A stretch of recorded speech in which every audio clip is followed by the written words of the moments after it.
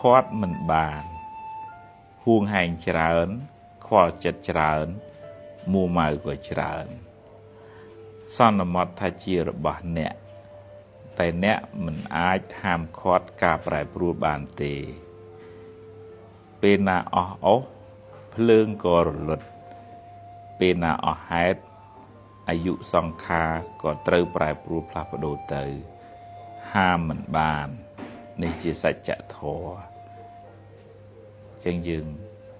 មិនអាចបង្គាប់ថាឲ្យស្អីស្អីត្រូវនៅឲ្យជារបស់យើងរហូត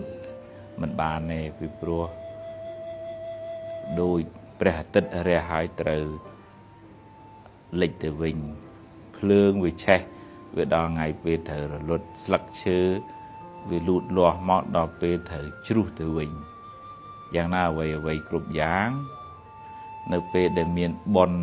ជួយជ្រោមជ្រែងវាស្ថិតនៅជាមួយយើងវាជារបស់យើងប៉ុន្តែពេលណាហេតុអស់ទៅពេលណាបុណ្យអស់ទៅរបស់នោះអាចបាត់ចេញពីយើងទៅឬក៏យើងត្រូវព្រាត់ពីរបស់នោះទៅខាត់មិនបានទោះជាមានអំណាចមានលុយមានបុណ្យមានស័ក្តិប៉ុណ្ណា